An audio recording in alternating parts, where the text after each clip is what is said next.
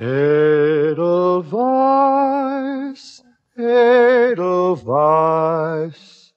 every morning you greet me.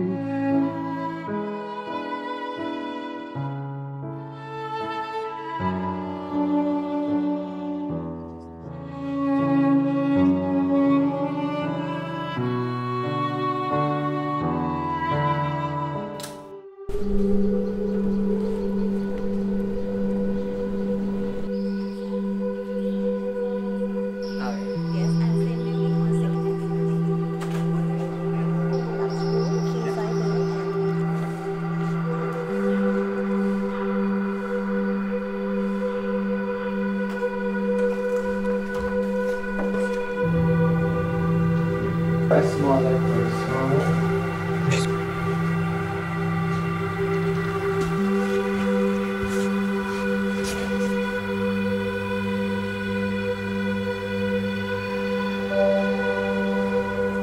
It's huge, eccentric. At the same time, I think it's modern. Parang lana na modern. Sobrang daming Pokemon here.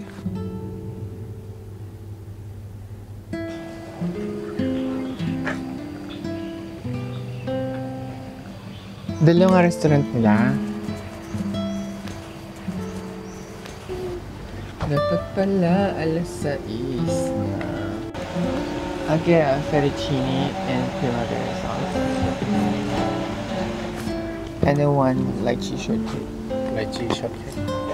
Kiwi mint punch. Kiwi mint punch. Okay. Thank you. Can I get a bottled water too? One bottle water. And then 2 glasses with ice. Okay, sure. Extra shot, 30 baht. Okay. Ano pa yung serving? Very nice.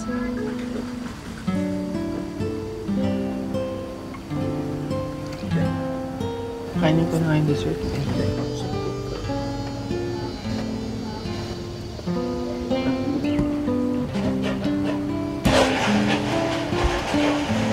Ginagawa pa na.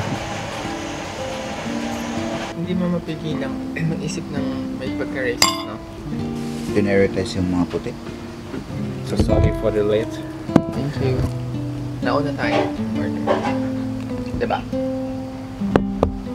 Samantalang ibigin nila na. Yung sa'yo nga lang eh. Wala yung akin. Bahala siya. Anyway, matipid na din ako. Sarap. Sarap pa naman.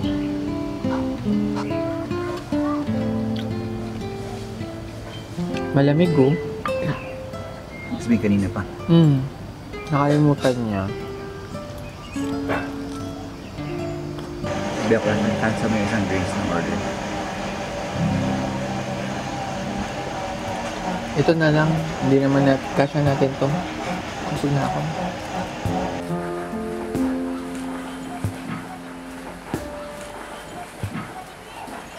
Welcome to our new episode, guys. Andito tayo sa isang resort by the mountains. Siyempre, para sa 33rd birthday ni Mike. So, this is how we celebrate his birthday.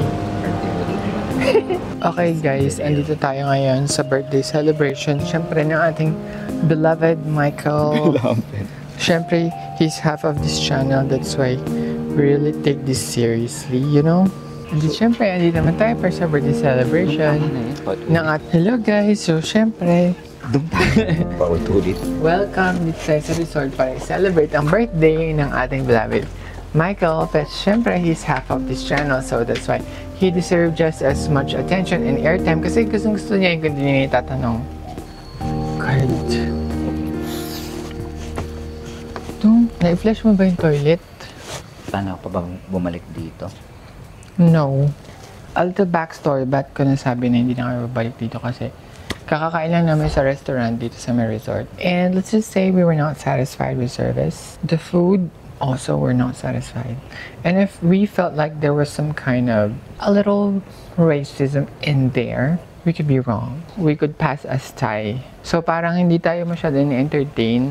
Di pa pumasok tayo, hindi tayo pinansin. Tapos may mga dumating na mga more White. Western looking people. So sila sinerve agad, binigyan ng menu. Pero nauna tayo umorder. Pero sa kanila na unang iserve yung mga... Ang na-notice ko pa, in-order naman same lang. Pero sila ang nauna. Prioritize. Meron pa mga, basta mga maliliit na bagay ba na it counts. Tulad ng itong super specific thing na in-order mo beef burger, sila din beef burger. Pero siya binigyan ng ketchup, tayo hindi binigyan ng ketchup. Yung simpleng bagay lang. Tapos yung drinks natin, dalawa tayo umorder, kailangan pa natin i-follow up. Tapos yung order mo na drink, hindi din sinerve. Pero nung pinakita yung resibo, nandun siya. Pero nakalimutan niyang iserve. Kung hindi pa natin na-spot yun at pinakancel, match-charge pa tayo sa isang pagkain na hindi naman natin nakain. Hindi tayo binigyan ng spoon and fork that we requested for. So, ni-request natin, hindi pa rin binigay. So, ang ending, kumuha na tayo sa ibang table. Pero never tayo nagreklamo, hindi natin pinafeel na dissatisfied tayo. It's just that we're gonna leave bad reviews and we're not gonna come back anymore.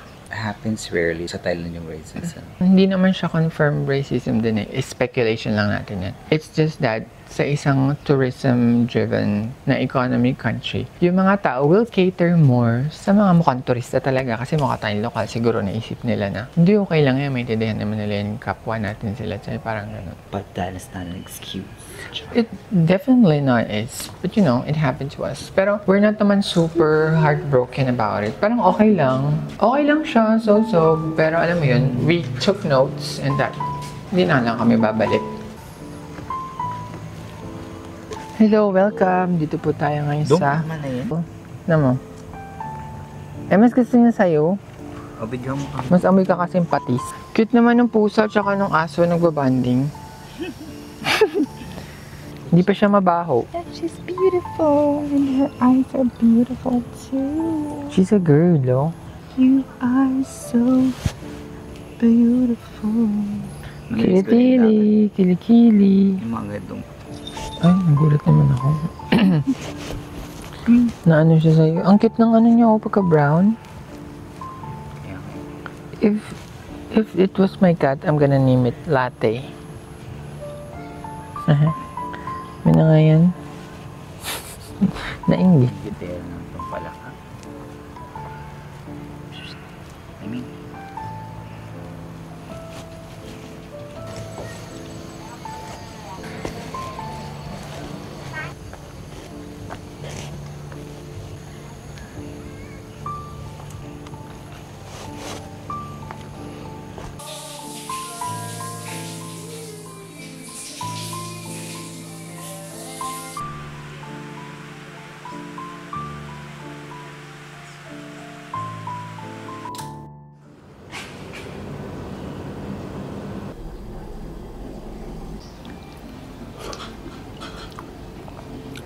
Ang breakfast selection nila, in fairness, ang daming choices.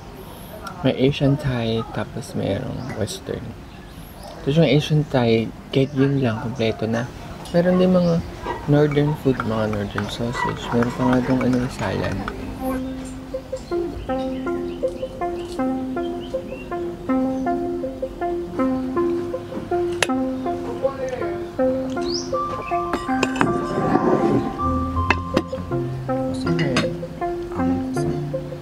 Ay, may barbecue din doon?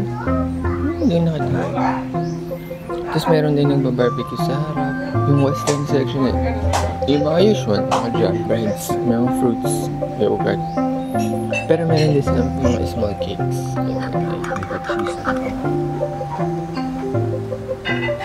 Tikman mo muna kung sarap. Binigay ko lang kakainin. Tira mo lang ako nito. Tsaka ito, hindi ko sarap. Titikin na nga lang ako.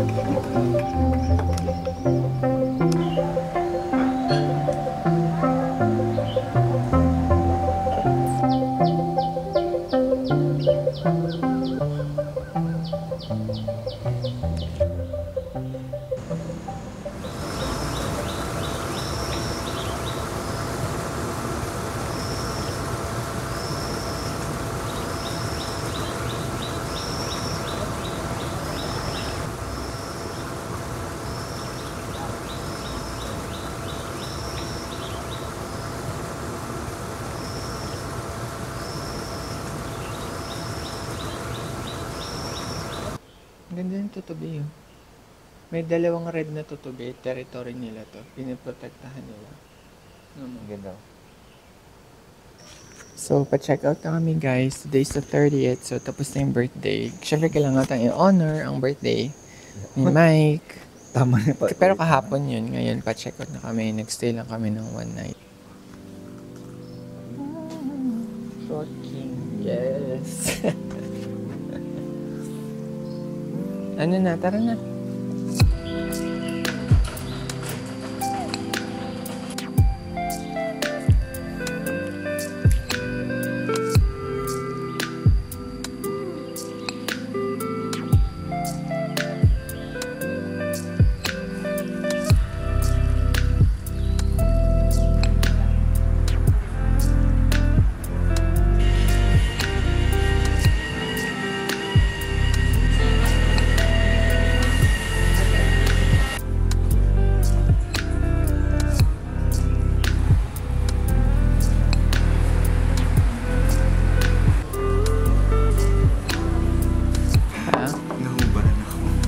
Sabi ko, may nag-comment, sabi niya, I really like listening to your reels talaga! Exclamation point. I love how you phrase things and your choice of words, your intelligence, accent, and sense of humor. So aesthetically pleasing. More vids pa po. Thank you to Denise Amano, shout out sa kanyang 100k followers. Guys, ako like this. Wait. Ang ganda din itong rubber tree, oh. Pero dahil it's in a small pot, hindi siya makayabong. Ano naman realization mo sa iyong 33rd birthday? That we're still chasing our dreams. Actually, pero alam mo, since we're both 33 now, I think it's gonna make sense now. Kasi nung simula nung college ako nag-start, lagi ko nakikita yung number 3. Lagi siyang 333 or 333. Eh, 3333, apat na 3 na tayo ngayon. So, I think it's time na manalo sa loto na. Akala ko meron. Hindi lang ko na nakikita lagi nung college ako nag-start yun. All the time. Wala mo this year na is 3-3. Sana. I don't know yung nangyayari, but I hope it's beautiful. Tinignan ko yung mga tadpoles. Naalala ko nung bata ako. May ulit sa likod namin, di ba? Pagka umuulan, during the ulan, sobrang lakas ng agos nun, pati yung tubig galing bundok. Tapos sobrang lakas, parang na end of the world, ganyan. After ng ulan, parang nalinis yung ilog, sobrang clear. Yung beach side niya, yung sa gilid, bato-bato siya usually. Pero pagkatapos ng ulan, buhangin yun, as in parang ka nasa dagat. Bababa ko dun sa ilog, mag-isa lang ako, walang ibang tao. Tapos nakatingin lang ako sa tubig, nakaganyan lang ako sa tubig, parang ganyan. Tapos titignan ko kung siya kalinaw, gano'n lang. Yun yung meditation ko noon nung bata ko. Now I realize. Aray.